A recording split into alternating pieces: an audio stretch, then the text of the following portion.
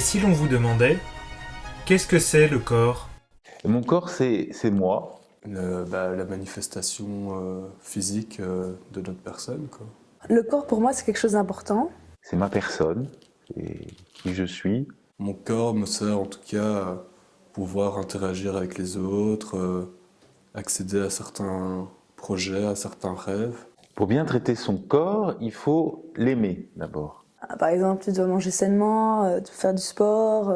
Tout en ayant conscience que d'ici 100 ans, mon corps ne sera plus là, mais d'une autre part, mon esprit, je l'espère, restera un peu dans la mémoire des autres aussi, quoi. Pour la religion juive dont nous sommes issus, le corps et l'âme ne font qu'un. Le corps est habité par une âme et tout ça. Le corps, c'est un peu comme l'esprit, c'est quelque chose qui se respecte. Et pour entrer un peu dans le domaine spirituel, si je peux dire, c'est un peu un temple que j'essaye de respecter. Comme dit saint Paul, le corps devient le temple de l'Esprit Saint, la demeure de Dieu. Pour les quelques années qu'on a sur Terre, de pouvoir l'utiliser avec sagesse. Si par exemple tu ne te sens pas bien, ton corps va réagir, quoi.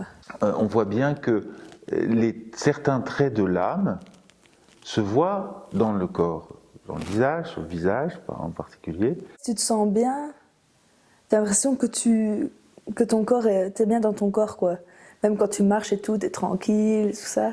Quand t'es pas bien, tu te sens lourd comme ça. Dans la religion juive, le corps et l'âme, c'est comme les deux faces d'une même pièce de monnaie. Donc c'est difficile d'avoir l'une sans l'autre. On est tous enfants de Dieu et donc... Oui, on a un peu les corps de l'Église parce que... On fait partie de la même famille, un peu comme ça. Alors ça, c'est une idée de saint Paul aussi, de dire que nous sommes le corps du Christ en tant qu'Église, c'est-à-dire qu'en fait l'Église est la présence du Christ continuée dans son Église. Pour prendre l'idée de corps, si j'ai mal quelque part à mon corps, j'ai mal partout, quoi. Il y a une solidarité entre les différents membres du corps. Quand un membre est à l'honneur, dit saint Paul, je ne fais que citer l'Épître aux Corinthiens, tous les membres se réjouissent. Communication de joie, communication de peine, communication de vertu aussi, de force, de choses comme ça. Non seulement avec le corps formé par l'Église d'ici-bas, mais avec toute l'Église du ciel. En Occident, en tout cas, on a un peu perdu ce goût du sacré, que l'âme, c'est quelque chose qui se respecte. On croit que Jésus et Marie sont présentes avec leur corps en Dieu. Alors la distinction entre terrestre et céleste, je ne sais pas ce que c'est, mais notre corps fait partie de ce monde-ci. C'est sûr que le corps de Jésus et le corps de Marie sont des corps maintenant spirituels, donc complètement divinisés, on peut dire, et que notre corps va périr. Tu as le corps qui reste, mais il y a l'esprit qui réside d'une certaine façon. Maintenant, on ne peut pas l'expliquer A plus B, mais ne serait-ce que dans la prière, dans la communion des saints, il y a quelque chose qui se sent, quoi. Nous pouvons prier pour les âmes du purgatoire, par exemple. Parce qu'en fait, nous sommes un même corps. Et d'ailleurs, pour les âmes du purgatoire, c'est très important parce qu'elles n'ont plus de corps physique, donc plus la capacité de faire du bien par elles-mêmes. Chaque fois qu'on fait du bien, c'est toujours avec son corps. Toujours. Les âmes qui sont pour un temps privées de corps, en attente de la résurrection, ont besoin de nos corps à nous pour leur communiquer, on peut dire, de la force spirituelle à travers ce corps qui est encore le nôtre. De me dire, oui, je vais mourir, aïe aïe aïe, qu'est-ce qui va m'arriver? Mais au contraire, à mon avis, ce sera une belle surprise pour pas mal de gens, quoi. Quand on dit qu'on croit à la résurrection des corps, par exemple, c'est difficile de détacher le fait que la personne va continuer à être du fait que son corps, à un moment donné, va disparaître.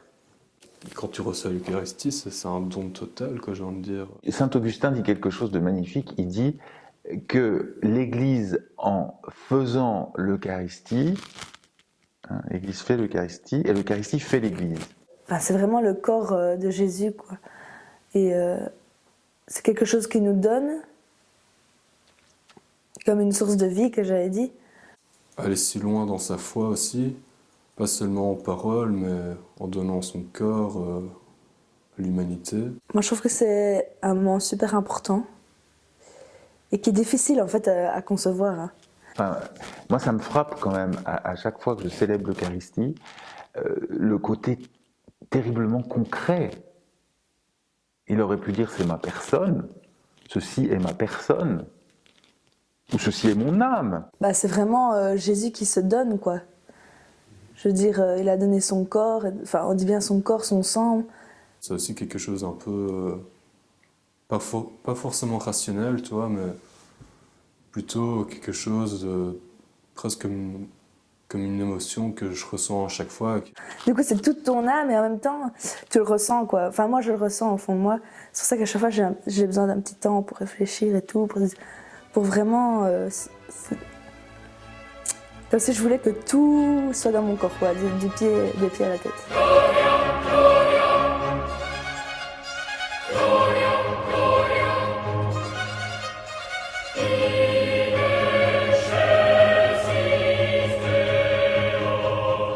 C'est quand même un cadeau énorme qu'on a sur Terre et qu'il ne faut pas oublier que c'est quelque chose vraiment de magnifique quoi, qu'il faut respecter sans vouloir être comme Dieu. Bah, c'est quand même quelque chose qui nous permet d'accéder à une certaine divinité, quoi.